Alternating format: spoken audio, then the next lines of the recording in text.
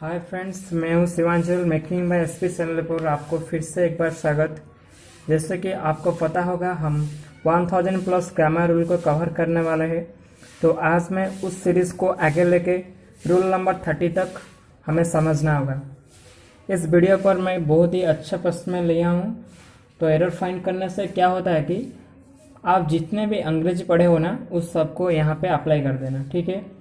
तो समझ में आ गया होगा। चलो हम आज की वीडियो शुरू करते हैं। जैसे कि आप सभी को यहाँ पर दिखाई होगा, यह हमारे इंग्लिश एपिसोड 3 है और हमें यहाँ पर 1000 प्लस ग्रामर रूल को कवर करने वाले हैं।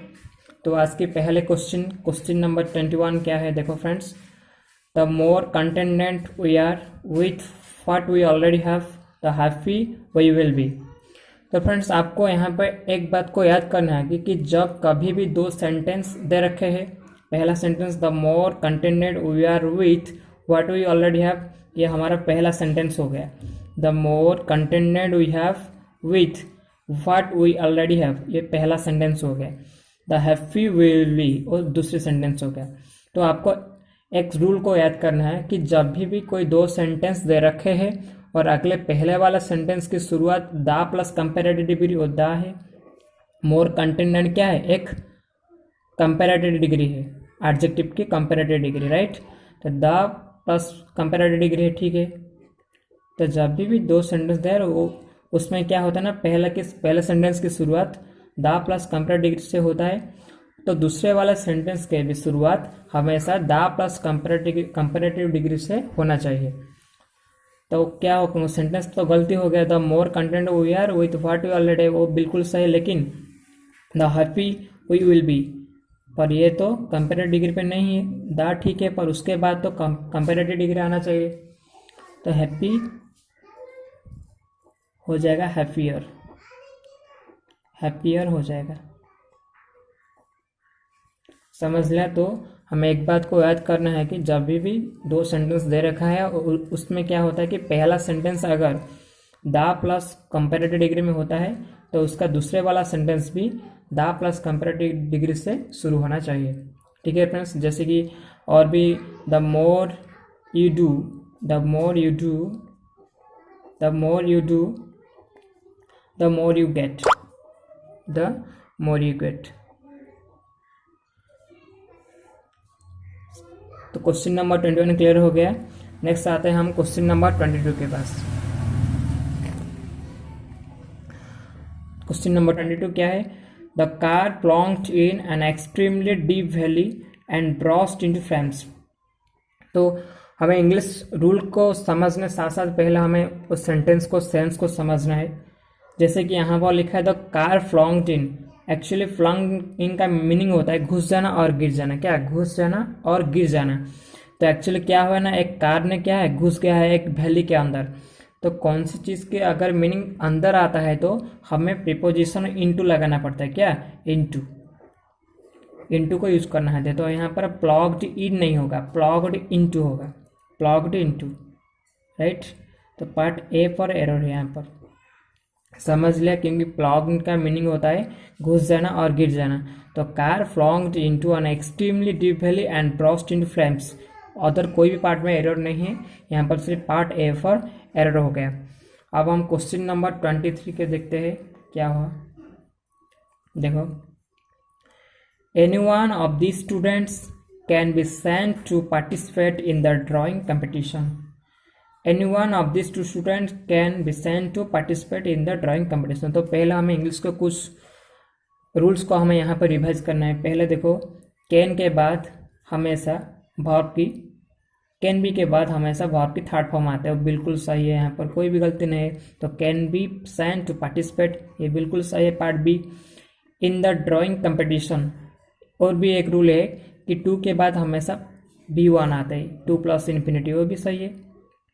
इन द ड्राइंग कंपटीशन, तो पार्ट बी और सी पे तो कहीं पे गलती नहीं दिखाई देती। तो पार्ट ए पर क्या, देखो, any one of this two students. एक बात याद कर लो कि एनी तो हमेशा नेगेटिव सेंस में यूज होता है, पर दिस सेंटेंस तो हमें बिल्कुल ही पॉजिटिव सेंस में, क्योंकि any one of this students can be sent to participate in the drawing competition. तो सेंटेंस तो पॉजिटिव सेंस में है, तो यहाँ पर एनी बिल्कुल भी नहीं आएगा, एनी गलती है। एनी गलती होगा तो यहाँ पर हम क्या लगना है, एनीवन के पहले बदले से हम लगना है एदर, क्या एदर। तो either of the students can be sent to participate in the drawing competition. समझ लिया, जब भी कोई भी सेंटेंस पॉजिटिव सेंस में होगा और उसके साथ कोई भी दो पर्सन को बीच में बात होगा तो यहाँ पर हमें ईदर लगाना है, एनीवन को नहीं लगाना है। समझ लिया।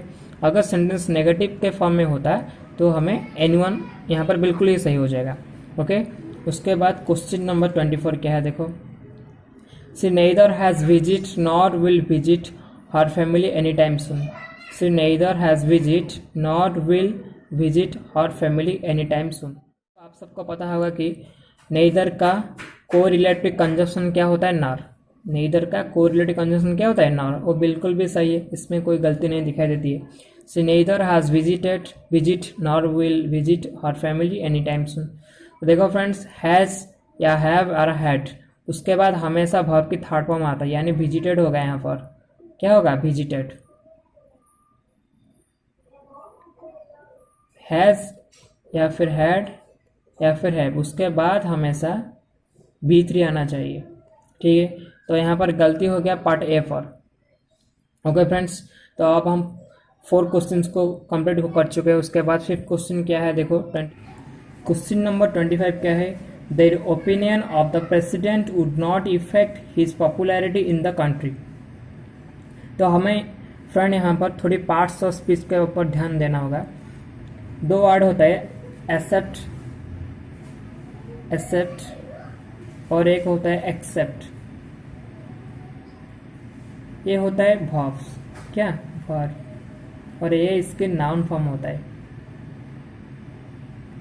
यहाँ पर देखो, हमेशा वुड नॉट के बाद हमेशा क्या आना चाहिए, वर्ब के फर्स्ट फॉर्म आना चाहिए ना। तो बट यहाँ पर तो क्या है, इफेक्ट एक होता है, नाउन होता है। इफेक्ट क्या है, एक नाउन है। इफेक्ट एक नाउन है। और इफेक्ट का वर्ब फॉर्म क्या होता है, अफेक्ट होता है, क्या अफेक्ट। तो आप याद कर ले कि एक्सेप्ट हमेशा एक वर्ब होता है, उसका एक नाउन फॉर्म एक्सेप्ट होता है, और इफेक्ट का नाउन फॉर्म वर्ब फॉर्म क्या होता है, अफेक्ट होता है। तो यहाँ पर देखो, वुड नॉट के बाद हमेशा V1 आना चाहिए, तो यहाँ पर तो इफेक्ट गलती हो गया। तो यहाँ पर क्या आना चाहिए, अफेक्ट, क्या अफेक्ट। ओके, तो यहाँ पर हम लगभग पूरे 5 क्वेश्चंस को क्लियर कर दे। अब हम 26 नंबर क्वेश्चन पर आते हैं। देखिए, many a man have realized that real happiness lies in making sacrifice. Many a man have realized that real happiness lie in sacrifice. देखो फ्रेंड्स, हमें एक बात को याद करना है कि मैनी ए एक सिंगुलर फॉर्म होता है कि मैनी एक के बाद हमेशा जो भी वर्ब आएगा वो हमेशा सिंगुलर होना चाहिए। तो मैनी ए मैन, उसके बाद वर्ब क्या है, हैव है। हैव एक तो प्लूरल फॉर्म होता है, तो हैव का प्लूरल फॉर्म सिंगुलर फॉर्म क्या होगा, हैज। तो यहाँ पर हैव नहीं आएगा, हैज आएगा। क्या होगा, हैज, हैज। याद कर लो कि मैनी ए मैन, उसके बाद जो भी वर्ब आएगा, मैनी ए के बाद जो भी वर्ब आएगा वो हमेशा सिंगुलर होना चाहिए। ओके, तो यहाँ पर एरर हो गया पार्ट बी पर। उसके बाद क्वेश्चन नंबर 27 क्या है देखो। Ram finishes his work just now to go somewhere. Ram finishes his work just now to go somewhere. तो यहाँ पर एक, ये तो प्रेजेंट सिंपल सेंस में है, तो उसमें कोई गलती नहीं कि राम फिनिशेस, वो तो थर्ड पर्सन सिंगुलर है, उसके बाद एस या ये आना चाहिए वर्ब पर, बिल्कुल सही है। पर हमें एक बात को ध्यान देना है कि जब भी जस्ट नाउ एक फ्रेज आता है, क्या जस्ट नाउ, जब भी कोई सेंस आता है जस्ट नाउ, अगर कोई भी सेंटेंस में जस्ट नाउ दिया हुआ है तो उस सेंटेंस हमेशा पास्ट सिंपल पर होता है। क्या, पास्ट सिंपल। पास्ट सिंपल का मतलब वहाँ पर सब्जेक्ट और उसके बाद वर्ब की सेकंड फॉर्म, उसके बाद ऑब्जेक्ट जो भी आना चाहिए। ओके, तो वो सेंटेंस गलती हो गया क्योंकि यहाँ पर वर्ब तो फर्स्ट फॉर्म में है, तो यहाँ पर फिनिशेस नहीं होगा, फिनिश्ड होगा। क्या, फिनिश्ड।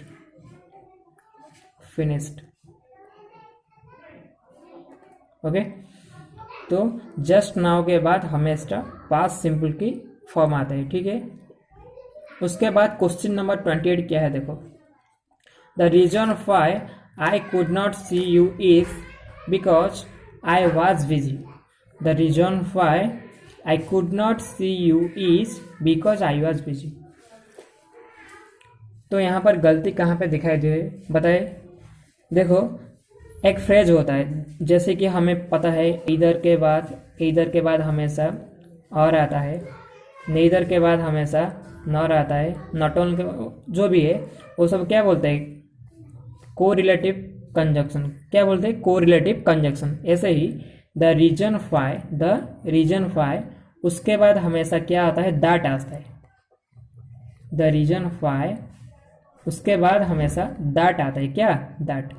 आपको सेंटेंस में मैक्सिमम सेंटेंस में यहाँ पर एरर मिलेगा कि द रीजन व्हाई के बाद बिकॉज लगाया होगा। तो देखो यहाँ पर बिकॉज ही है, तो यहाँ पर बिकॉज नहीं आएगा, दैट आएगा। हमें यहाँ पर पार्ट सी पर एरर मिल गया। उसके बाद आता है क्वेश्चन नंबर 29। देखिए अच्छे से। Death of his only son made Mohan desolate. फिर से पढ़ेंगे। Death of his only son made Mohan desolate. देखिए यहाँ पर डेफिनेट हो गया है कि मोहन की सन की डेथ हो गया है। तो यहाँ पर तो डेफिनेट हो गया है, तो हमें यहाँ पर एक डेफिनेट आर्टिकल को यूज करना है। तो डेफिनेट आर्टिकल क्या होता है, दी होता है, क्या, दी। तो यहाँ पर डेथ ऑफ नहीं होगा, यहाँ पर दी डेथ ऑफ, क्या, दी डेथ ऑफ। क्योंकि किसकी डेथ हो गई वो तो पर्टिकुलर हो गया ना, या डेफिनेट हो गया।